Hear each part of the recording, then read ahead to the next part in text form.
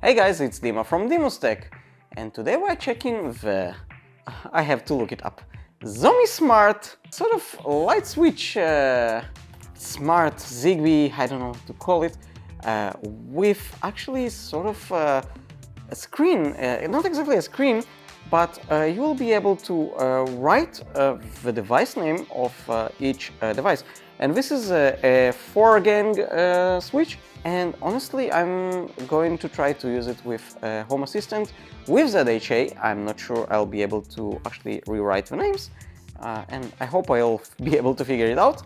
And in terms of how many gangs I'm actually going to connect, none. Let's try to check it out.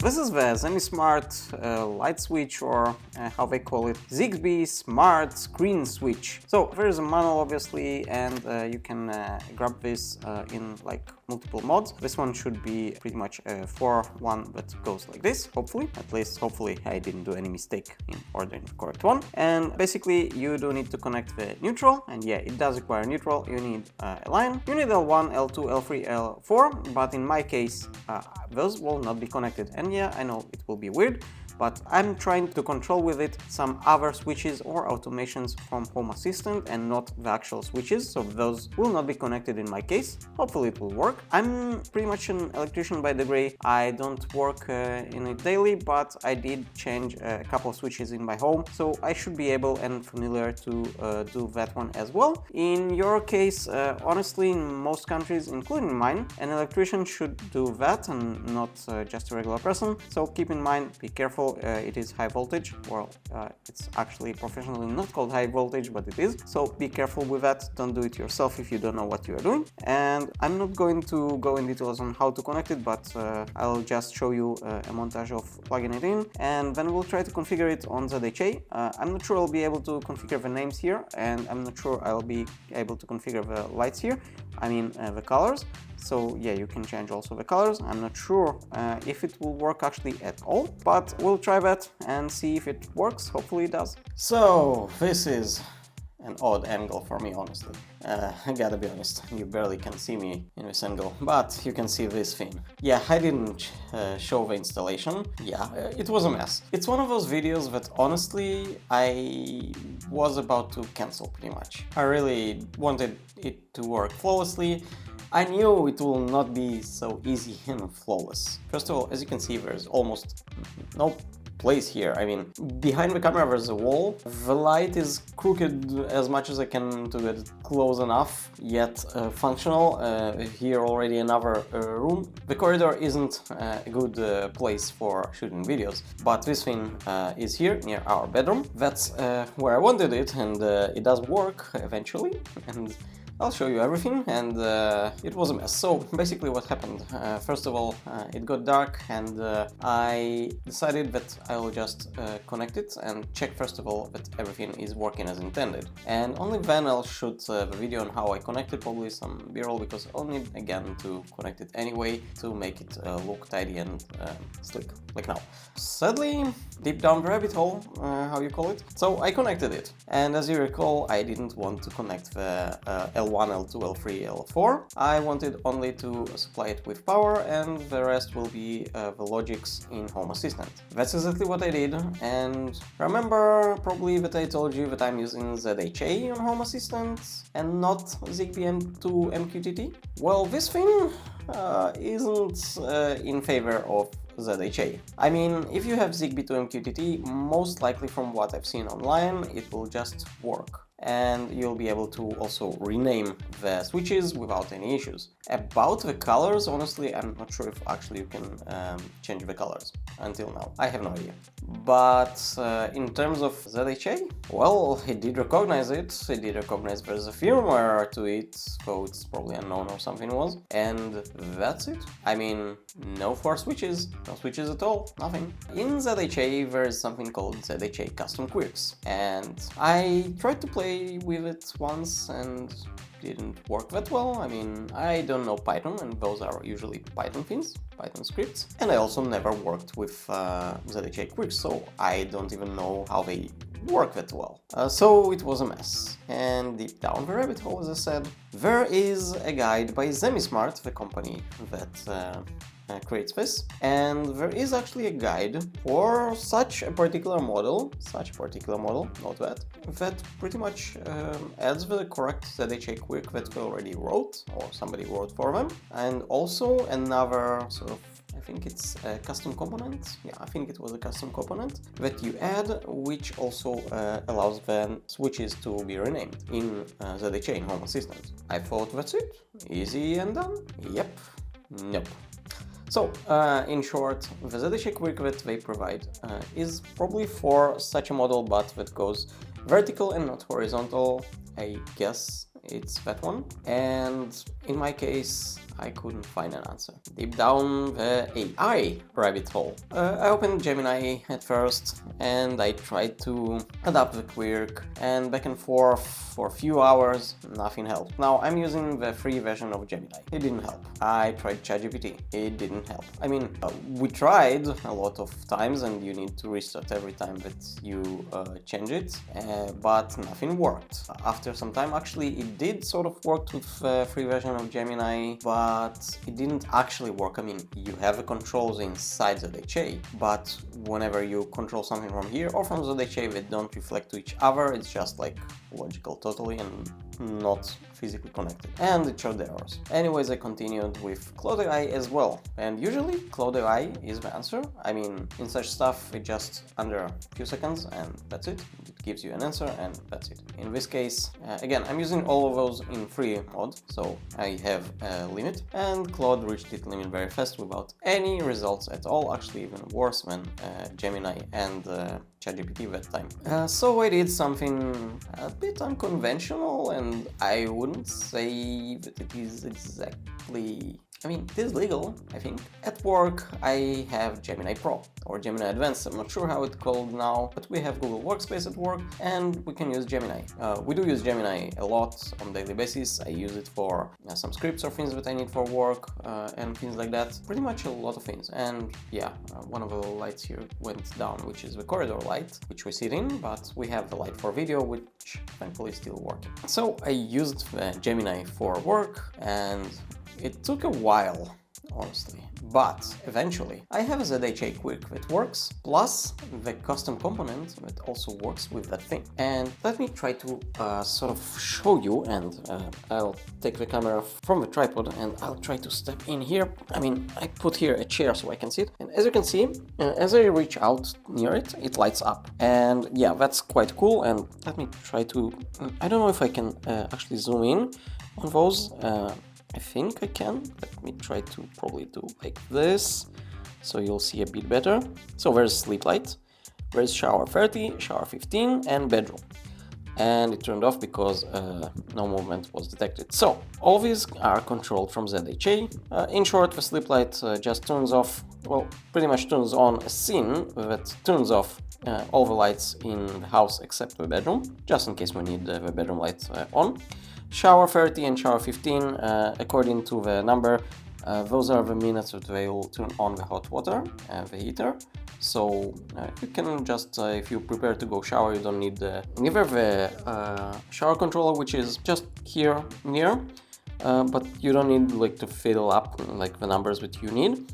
You just press what you want and that's it, it will turn on. It will not turn off, I thought about it, but I don't think so. And the bedroom light just turns off or turns on the bedroom light in the bedroom. Once you do that, as you can see, for a second it turned on and turned off. And the reason for that is the automation that I did.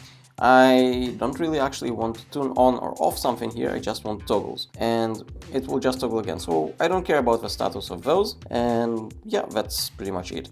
Now, if I'll find a way how to control the colors here, because they are RGB, I know that for a fact, because whenever you pair this thing, it blends in all the light colors. And those things you can easily rename in ZHA now, so that works as well. And well, technically it works really well. I do like it, and the touch and the sensing when there is some motion. Works really well. My wife still, I guess, need to adapt to it. I mean, she doesn't use it yet, but I guess it will come. So let me just jump real quick to the computer and I'll show you a bit of ZHA Quirk and all the things that you need. And I'll add the quirks that I did in the description, so in case you have that model, you can use that, or if you have another model, maybe my quirks will not work for you, but at least you'll have some base on what to try to change according to, I don't know, with assistance of AI or something. So here we are in our home assistant, and this is the Zemismart switch. And as you can see, if I go to the Zigbee info, we have here a quirk. And this is exactly what we need to sort of install. Now, Zemismart themselves provide a guide, and this guide is not exactly like the best thing ever, but it is. Let me explain. In short, what you need to do is, first of all, obviously, there are some prerequisites, sort of. You do need to have ZHA, you do need to have the thing installed, and you should have some SSH access to your home assistant. Well, honestly, I don't think you do need. I didn't actually need that during my process. By the way, I totally have a different SSH add-on and not this one. I don't know why this one didn't work for me that well when I installed it, but it doesn't matter again. I don't think you really need that. You do need to install the configuration, and for that you need a couple of things. You do need to create a subfolder that will be called ZHA Quirks, but honestly you can call it whatever you want, but for convenience ZHA_Quirks is probably the best thing. Inside you should either create or upload the file that they provide, and actually there is another file that they don't mention here and you should have, otherwise things don't work that well. We'll go through that as well, but you also need to add something in your configuration YAML file, and what you need to add is just those 3 lines. That's it, easy and simple, at least that part. Now, after the configuration was added, restart Home Assistant and pretty much it should work. Not in my case, as I said, but yeah. Now, for the custom components, if you want to rename the switches, so they will actually rename, you do need another folder. So I think the folder actually exists by default, so you just need to add a subfolder there, which is called ZHA namehook in this case, and once that thing is done, so it should work. Now, keep in mind that if you have your Home Assistant installed as a Docker, you probably need this part as well. In my case, I didn't seem to need it. I cannot tell you here what's the correct way, sadly. I'm not sure. In my case, it's not a Docker, and I did not need that part. After you finish that part, if everything works okay, you should be able to control all your switches. So in my case, as you can see, I already renamed that. Now, if you want to rename a switch, you just go ahead to its settings and here just write whatever you want. Obviously, if it's too long or something, it will not appear fully on the switch itself, but once you rename it, after about 1 second, it will already be on the switch if everything works well. Let's go ahead and check the configuration here. As I said, I didn't use the SSH, I just went to the file editor in my case. It was easier for me and more convenient, and the only part that we are interested is adding this part, and this is exactly what they wrote. Keep in mind that this is the path to the folder that you create, and now we'll go to that folder. Now, the default folder should already be the config, so you just need to find here the ZHA Quirks, and this is the folder. Inside you'll see the file that they actually provide, well, edited in my case, after the AI plays and all of that, and this thing, which is an empty file, but you should create it, because without it, I have no idea why, it will not work. So you better have that. And the other folder, which is under custom components, let me find that, and obviously I will probably miss it. Here it is, custom_components, and probably you'll already have that folder with some subfolders, but you need to go and create the ZHA_namehook, and inside again you need 2 files. Well, at least that's my experience, and they do provide you 2 files. We'll actually go in a second and see the files that they provide, but basically the code itself is here, and here just a short manifest, and honestly I am not fully sure exactly why is that needed, but it is needed. Anyways, if we go back for a second to this guide here, you can press on this link here, and this will just bring you to the link that I already have here. Let me just open it there, and this is pretty much the same guide, exactly the same guide, maybe a little bit more details, but the most interesting part here is the drive link with the files themselves. I don't know why they did it that way, but it is. So yeah, this is here. Anyways, if you press on that, you'll go to the other link that already opened, and you'll see pretty much everything you need, including actually a video guide that actually shows you exactly what and how to do. So it's pretty much convenient, but again, they use SSH, I didn't, but I think it's pretty much the same. And the guide itself also here, if you want to follow that, so easier also. So this is the quirk, which I edited via AI in my case, and inside the ZHA name hook you'll see the two files, again in my case edited a bit with AI. So pretty much that's what you need, and after that you reboot your Home Assistant, re-add in most of the cases your Zemismart device, and hopefully it will work. So in case once you add your Zemismart device into Home Assistant, if you see exactly something like this, most likely you need my files, and I will provide them in the link of the description of this video, probably on a GitHub or something. I'll put it so it will be accessible to everyone easily, and you can grab those, but I will provide the links to Zemismart guide in any case, just in case that you need those ones. Hopefully it will work out for you, and sadly in this case I will not be able to assist that much. I mean, I might be able to guide you a little bit if something isn't working, but again, I'm not a professional, I don't understand ZHA Quirks that much, I just pretty much modified it with AI assistants, and that's it. So with that, hopefully those will work with my files or the files that Zemismart provided. Thank you for watching this Linus Tech episode. If you enjoyed this video, click the subscribe button and hit the bell so you won't miss any future video. And I'll see you on the next one.